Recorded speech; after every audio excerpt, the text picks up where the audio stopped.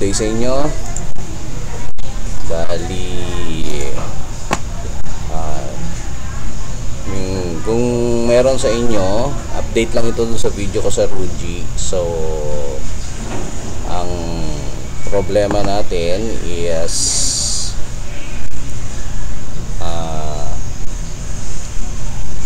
tawag nito, pagpunta mo ng puti,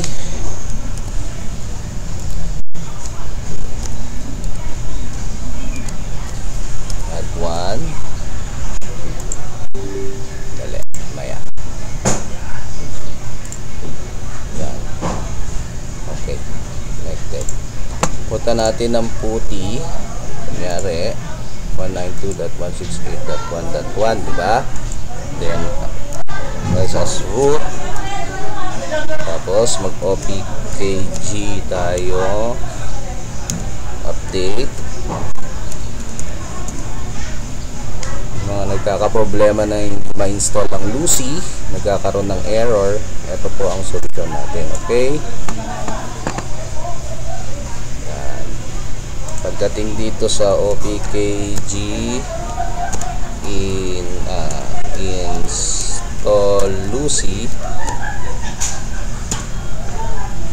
nagkaka-error po.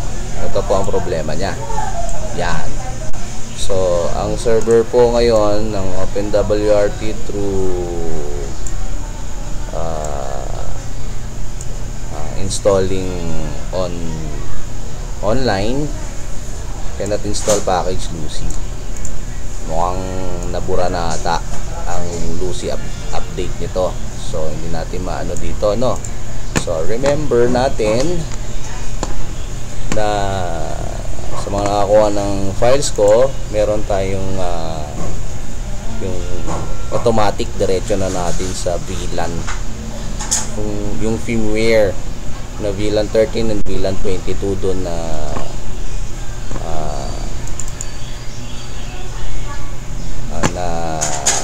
firmware.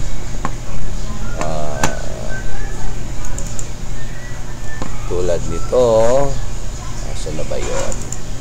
Natin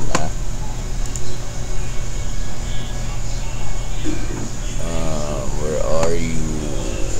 Wait a minute. Ito yung may ingredient, yung VLAN config. So ito, ipa-flash nyo pa rin siya dun sa default web UI nung EW12G Pro. So magkakaroon tayo ng, diba, bali i-open natin yung puti, diba? Tapos ngayon ang nangyari sa install CMD, cannot install package Lucy. So yun ang problema natin. Ngayon turo ko sa inyo paano natin ma-resolvehan yan. So may problema sa server website ng OpenWRT about installing Lucy ngayon. So punta muna tayo dito. Meron naman tayong backup, which is the VLAN 13 or VLAN 22. Yan. Ito, installed Lucy na yan. So, wala na tayong problema. So, ang gagawin nyo na lang is mag-download kayo ng WinSCP. Okay? WinSCP. Okay? Install nyo yan. And then, tawag nito, i-connect din natin. So,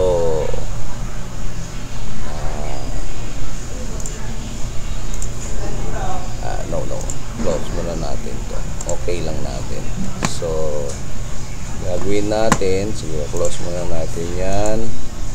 So ito, ganyan, hindi ma-install, diba? So ngayon, punta tayo ng WinSCP, buksan natin, na-install na natin yan, create new session tayo, and then natin ang SCP, then type natin yung 192.168.1.1. So ang username is root lang, no password. Then login natin. Yan. Then update lang. Yan. So eto na, kapasok na tayo sa ating Ruji. So dito, open natin, pinakay natin sa pinaka root. Yan. Then open natin ang TMP. Yan. So nakita ninyo, tapos dito yung computer ninyo, ha. Okay. So hanapin mo lang kung saan mo na ilagay yung files. Then Tulad ko, kunyari, kung VLAN 22 ang gusto mo, di VLAN 22. Ito. So, drag and drop mo lang siya dito. Yan. Wait. Medyo nag-hang pang computer. Alright. Very good. Refresh lang natin.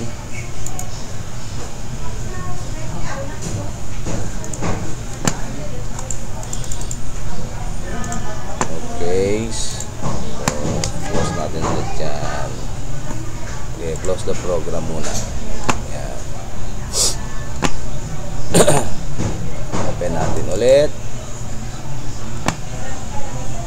Then, SCP. So, meron na ba ako dati? Ito. Meron na ako na-save dito. So, ganun pa rin. SCP-192 root. Then, login. Okay. Yan na tayo ulit. So, root. Open ang TMP. Tapos, hanapin natin ang Ruby. So, VLAN to. Then, ito. VLAN 22 dahil naka-ado ako. Then, paste natin dito sa TMP folder. Okay? Drag and drop nyo lang dito. Then, right click, rename natin para hindi mahaba yung ita-type natin. Siguro lagay ko pangalan ko Chris. Okay? Chris.bin. So, ngayon, andito na siya. So, ngayon, open natin ang terminal. Click. Then, dito, i-type ninyo this one. mtd space -r space right space \tmp kung saan yung nakalagay yung ating firmware, then pangalan nung na firmware na niba-rename natin as Chris para konti lang ang type natin, and then space firmware. Then after that, pwede mo rename ng conforme A-bin. Tapos tanggalin mo itong Chris, gawin mong A-bin, A.bin. Then space firmware. Ihala na kayo kung ano yung ni-rename nyo dito. Okay? Then click lang natin ang execute.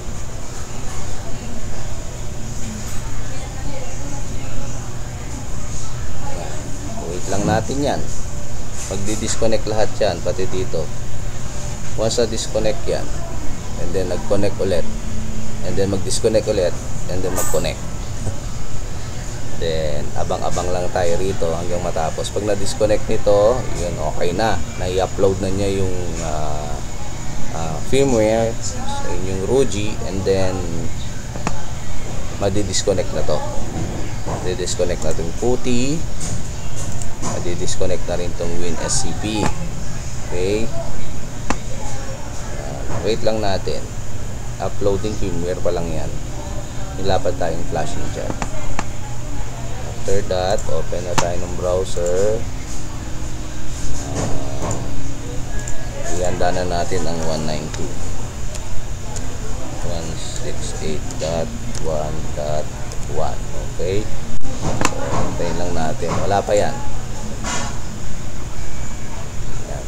Wala pa yan.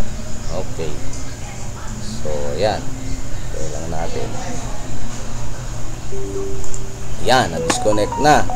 Okay, na-disconnect na. Then natin malalaman na goods na. Reconnect lang tayo ng reconnect. Pag nag-connect ulit itong si WinSCP, ibig sabihin good to go na. Okay, ayan, na-disconnect na. Identifying. Okay, update ko lang ito. Ang may problema yung server ng OpenWRT. So wala pa rin. Reconnect. Sige, hindi pa siya nagko-connect dito. Identifying pa lang. Ito yung problema. Thank you pala dun sa isang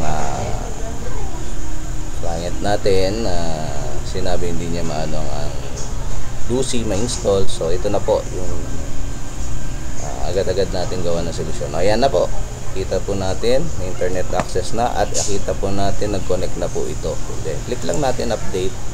Pag nag-connect na po siya ganyan, ibig sabihin, good to go na.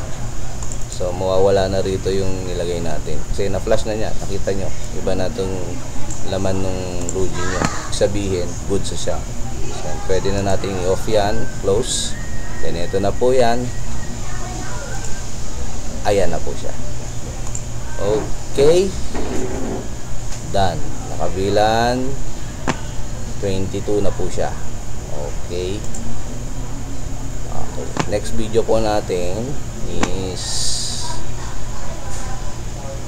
abangan ninyo kung paano natin i-put back to its original operating system, OS. Yung Rugy OS, pwede natin ibalik yan. Next video na lang po. Okay? So, ayan na po. So, pwede na natin rectang i-connect. Mas fastest way na lang ito. Kaysa mag-install Lucy ka pa, and then pupunta pa tayo ng backup, then mag-flash pa tayo rito sa flash image. Ito, recta na. With the use of WinSCP. Ayan. Ito. Yan. Yan na lang. So, okay ito. Offline mode na lang ito. Kasi meron na tayong backup. Okay? Backup na tayo. Yan. Yung mga VLAN config na yan. Okay? Yun lang po. Salamat.